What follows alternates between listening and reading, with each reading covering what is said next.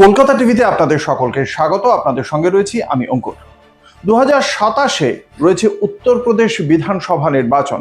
উত্তরপ্রদেশ বিধানসভা নির্বাচনকে অনেকেই বলে থাকেন কেন্দ্রের সিঁড়ি, অর্থাৎ 2029-এ লোকসভা নির্বাচনের আগে এই উত্তরপ্রদেশ বিধানসভা নির্বাচনের মাধ্যমেই একটা ইঙ্গিত পাওয়া যায় যে কেন্দ্রীয় সরকারের শাসনে কোন রাজনৈতিক দল আসছে।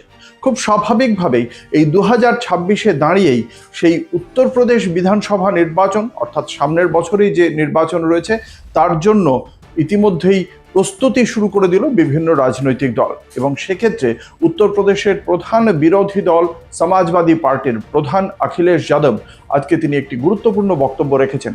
শেষ যে 2024-এর লোকসভা নির্বাচন, সেখানে 80টি লোকসভা আসনের মধ্যে সমাজবাদী পার্টি এবং কংগ্রেসের জোট 43টি আসন পেয়েছিল। খুব স্বাভাবিকভাবেই সেই নির্বাচনের কথা মাথায় রেখেই আরও একবার সেই সময় যে পিছড়ে বর্গদের দিকে, দলিতদের দিকে, অনগ্রসর শ্রেণীদের দিকে যে ভোটটা প্রায় অনেকটাই টেনে নিতে পেরেছিল এই সমাজবাদী পার্টি, সেক্ষেত্রে এবার হাত বাড়ালেন পণ্ডিতদের দিকে অখিলেশ যাদব। তিনি বলেছেন তার যে এই পিছড়ে দলিত আদিবাসীর যে পিডিএ রয়েছে, সেই পিডিএর পি আর ডি আদতে পণ্ডিত।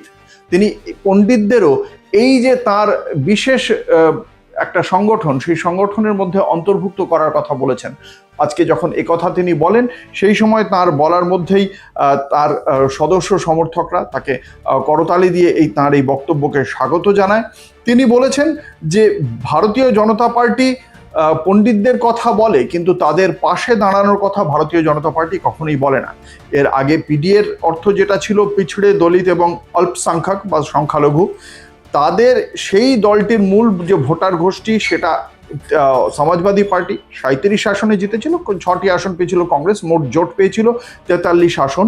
সেক্ষেত্রে এবার এর আগেও যেটা বলা হয়েছিল আধি আবাদি, অর্থাৎ মহিলাদের কথা বলা হয়েছিল, অগ্রে অর্থাৎ উচ্চবর্ণ, এই উচ্চবর্ণের মধ্যেই পণ্ডিতরা আসে, এবং পীড়িত বা শোষিত এদেরকে অন্তর্ভুক্ত করার জন্য এই পিডিএকে পরিবর্তন করা হয়েছিল। আজ দলীয় যে দপ্তর, সেখান থেকেই অখিলেশ যাদব কথা বলেছেন। এবং বেশ কয়েকটি, কেন তিনি বলছেন যে বিজেপি পণ্ডিতদের দিকে নজর দেয় না, সেই বিষয়ে বেশ কয়েকটি উদাহরণ তুলে ধরেছেন তিনি। সাম্প্রতিক রাজনীতিতে 2023 সালের সেপ্টেম্বরে সুলতানপুরে কমিউনিটি স্বাস্থ্যকেন্দ্রের ডাক্তার ঘনশ্যাম তিওয়ারির হত্যাকাণ্ডের কথা তিনি এই বিষয়ে উল্লেখ করেন এবং সেখানে বলেন যিনি ঘটিয়েছিলেন সেই স্থানীয় দুষ্কৃতী নারায়ণ সিং, তিনি বিজেপির অন্যতম গুরুত্বপূর্ণ একজন পদাধিকারী ছিলেন, একজন বিজেপির সদস্য ছিলেন, এবং তাদের ক্ষেত্রে এবং ঘনশ্যাম তিওয়ারিকে মারার ক্ষেত্রে নিষ্ঠুরভাবে, নৃশংসভাবে মারা হয়েছিল, ড্রিল মেশিন ব্যবহার করা হয়েছিল। গ্যাংস্টার বিকাশ দুবেকে যেভাবে এনকাউন্টারে মারা হয় সে কথা উল্লেখ করিয়ে দিয়েছেন তিনি।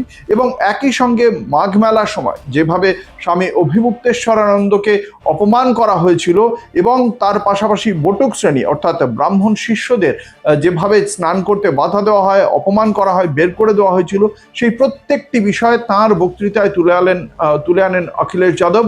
এবং সেখানে তিনি আরও একবার মনে করিয়ে দেন যে ছোটে লোহিয়ার নামে নামকরণ করা হয়েছিল যে পার্কের, সেই পার্কটি আসলে লোহিয়া পার্কের থেকেও বড় করেছিল সমাজবাদী পার্টি। এই প্রত্যেকটি বিষয় উল্লেখ করে সমাজবাদী পার্টির পক্ষ থেকে অখিলেশ যাদব তার সঙ্গে আগে যে সংগঠনগুলি ছিল, অর্থাৎ শোষিত, দলিত, সংখ্যালঘু, পিছড়ে বর্গ, এদের পাশাপাশি পণ্ডিতদের অর্থাৎ উচ্চবর্ণকেও সমাজবাদী পার্টির মধ্যে অন্তর্ভুক্ত করে নিতে চাইলেন। ফলে ভারতীয় জনতা পার্টির হাত থেকে উত্তরপ্রদেশে যে জাতভিত্তিক ভোট, তার অধিকাংশই যাতে তিনি টেনে নিতে পারেন সেই বার্তাই দিয়েছেন তিনি। দেখা যাক এই বার্তা আগামী দিনে কিভাবে কাজ করে উত্তরপ্রদেশের বিধানসভা নির্বাচনের সমীকরণে, সেদিকে অবশ্যই নজর থাকবে এবং সেই সংক্রান্ত আপডেট আপনারা অবশ্যই পাবেন কলকাতা টিভির পর্দায় রাত দিন 7 দিন।